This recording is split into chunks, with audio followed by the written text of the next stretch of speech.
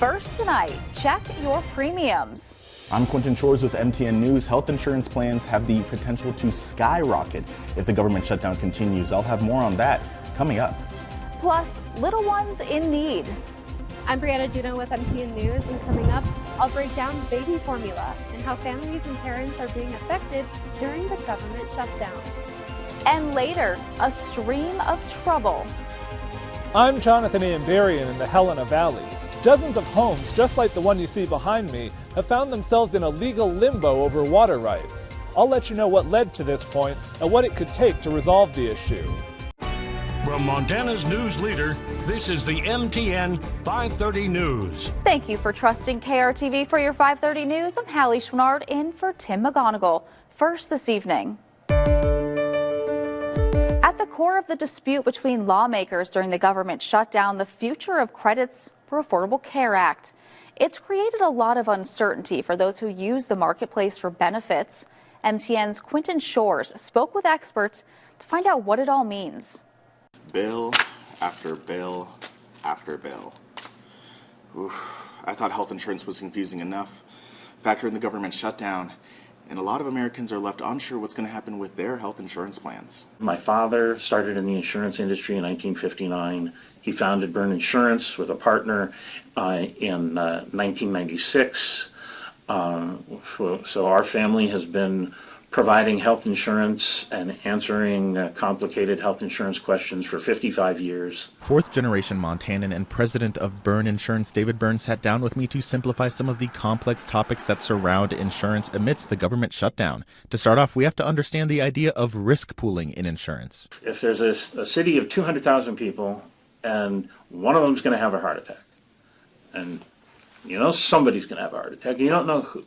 So everybody pays $1,000 a year to make sure that the one guy that has a heart attack gets covered. Now take that concept, and instead of $1,000, it's $100 a year because you're paying a premium for a service like an annual doctor's visit or prescription. You may not pay then and there, but you will pay it with the premium. If it's not risk pooling, then if everybody's doing it, then it's going to get baked into the premium. Now, the cost of premiums goes up every year. In a good year, it'd be 5 to 7% or even around 10. But this year, it's 20-25%. And this is due to a number of factors like general inflation, staffing shortages, and higher prescription drug cost. But the increase has been tied to the shutdown, and many fear how it will impact their health insurance plans, but may be surprised to learn that. It's not really affecting them very much. These plans are generally figured out a year or more in advance, and so they're pretty much preset for the prices. For those on Medicare, their plans are generally unaffected by the uncertainty surrounding the Affordable Care Act and government shutdown. If individuals, seniors, want to call us to get assistance in figuring out Medicare and how it gradually changes over the years, and wants us to help them re-examine which plans they're on, we're here. Additionally, enrollment for the Affordable Care Act isn't opened up as of November 1st, so the laws that affect it are still in effect for the time being. They just need to be aware of their earnings and if they are over 400% of the federal poverty level. If they wander over that 400% threshold, they could be stuck with a really ugly surprise. To learn about where you stand on the threshold, you can go to the link in our website. In Great Falls, Quentin Shores, MTN News. Across the country, families struggle to buy baby formula. Shortages began in 2022 due to plant shutdowns, supply chain issues. Now Toby's Crisis Nursery is feeling the impacts. MTN's Brianna Juno spoke with them about the need and how the government shutdown could impact parents. As the government shutdown drags on, its effects are steadily being felt. Here in Great Falls at Toby's House Crisis Nursery, the strain being felt by parents and families is very real. The impact is really deep when those programs aren't funded and when there's an uncertainty about when they will be funded. Leisha Ford with Toby's House says the shutdown has made an already fragile system uncertain. Programs like WIC and SNAP, which many families rely on, are about to or are already experiencing delays and limited access. And we actually have a 30-day kind of fund right now that we're in, and so that thankfully is not stopping right now. But if the shutdown continues, the impact for infants, children, toddlers is going to be, and families, is just going to be tremendous. I would say we probably give out probably 100 to 200 cans a month. Ford walked me through the organization's stock of formula, educating me on the types and costs of each. It's about $20 to $22, depending on which store that you're at. But this one here, if we look it up, it's probably $50 a can. It's a lot. Infants and children up to a year old can be fed anywhere between 3 to 12 times per day, depending on their age, which equals to upwards of $100 to $200 a month on formula alone. We expect to have a lot of families potentially needing more help with Similac in December, which is a hard month anyways. And so to think about if those benefits fall short, that's going to be a strain for a lot of budgets. Organizations like Toby's House have continued reaching out to community partners and receiving donations from the community, all in an effort to keep bottles full. Sometimes those things really make a huge impact. People come in and they fill that need, and that is truly, that's Great Falls. That's part of being a great community where we all just take care of each other. In Great Falls, Brianna Juneau, MTN News. It has been a very windy day today with peak wind gusts over 45 miles per hour in a lot of locations, and it's still windy right now. Sustained wind speeds are between 15 and 35 miles per hour. It's also cool outside right now. Temperatures are in the upper 30s and low to mid 40s, and when you factor in that wind, it feels like it is in the 20s and the 30s. Definitely bundle up if you are going to be heading anywhere this evening. There were some scattered rain and snow showers around this morning. We're still seeing some scattered rain and primarily mountain snow right now in locations east of I-15 within north central Montana. And as we go through tonight, the wind is gradually going to diminish, and there will continue to be some precipitation in eastern Montana and eastern portions of north central Montana. This weekend, though, is looking pretty nice as we are going to have a mixture of sun and clouds, mainly dry conditions and a lot less wind.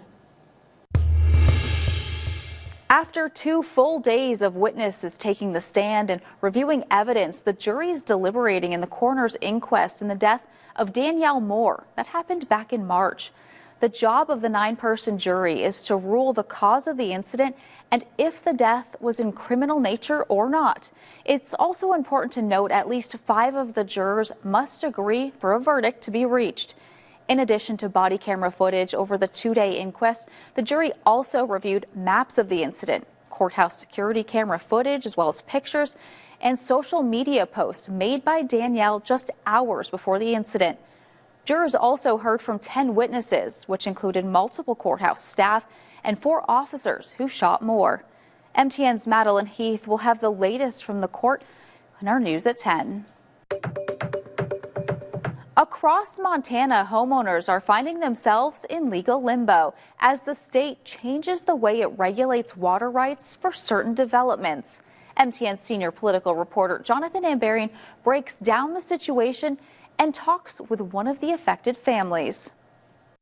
This is the home of Jay and Cindy Mosio. They moved in just after it was completed last year. So far, they say they've been very happy here. But last month, they got some concerning news. I was shocked. The Mosios live in the Prestige at Red Fox Meadows development north of East Helena. About 2 weeks ago, they and other residents got letters from the Montana Department of Natural Resources and Conservation saying they didn't qualify for the groundwater use permits they thought they'd receive. Who I feel sorry for is some of the builders who are building homes right now, and now they can't sell them.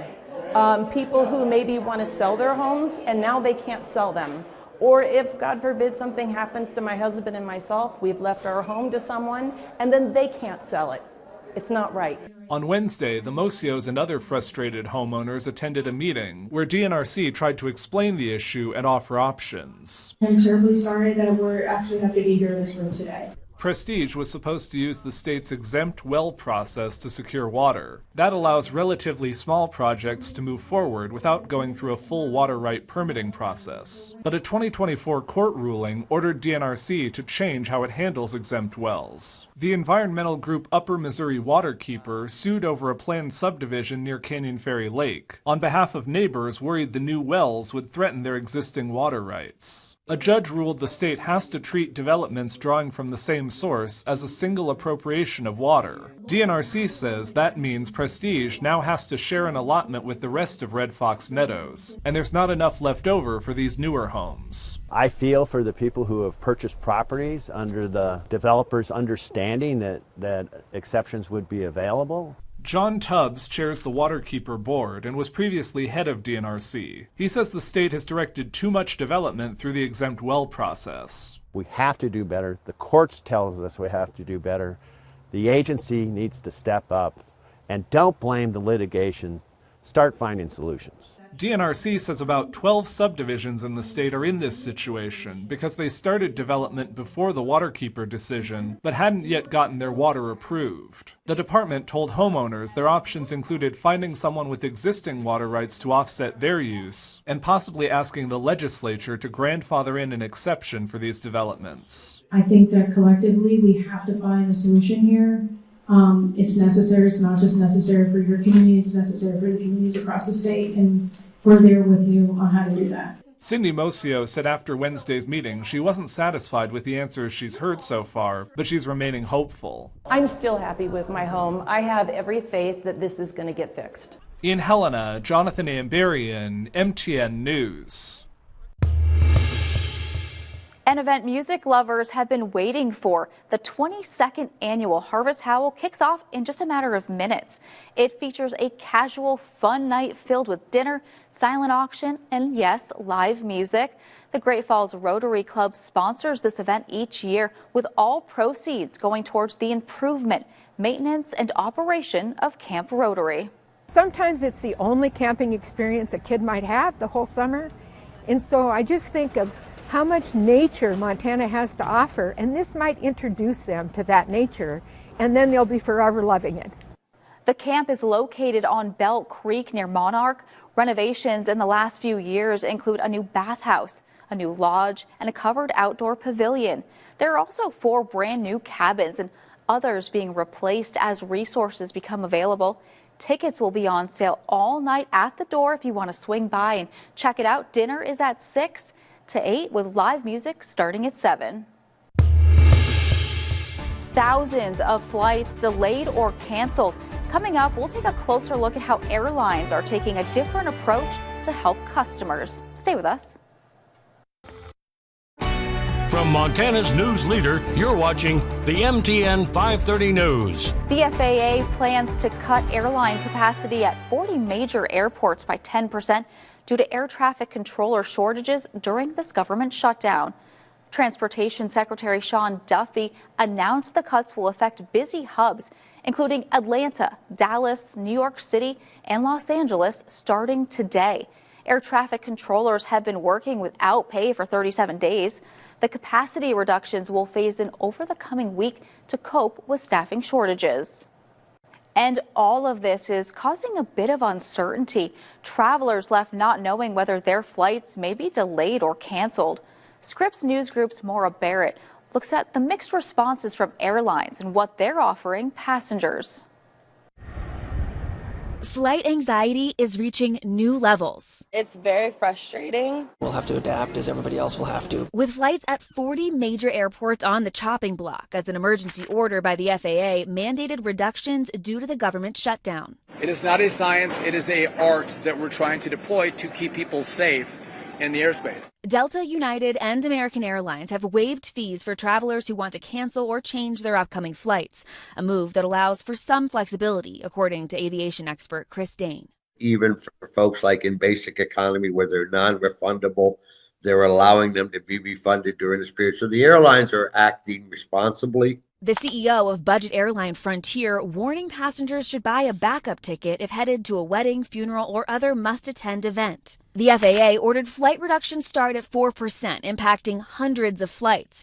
That's supposed to rise to 6% on Tuesday, 8% on Thursday, and 10% by the end of next week. Even with recent upgrades to TSA technology to make air travel smoother for customers, you're good to go. Transportation Secretary Sean Duffy Friday said the decision stems from systemic issues in air traffic control. We have more complaints from pilots about stress from air traffic controllers and more complaints about the lack of responsiveness from controllers. Duffy largely blames Democrats for the shutdown. Dane argues the shortage of air traffic controllers is not political. It doesn't matter what party you're affiliated with. You're both traveling and everybody's upset. Maura Barrett, Scripps News Group, Denver.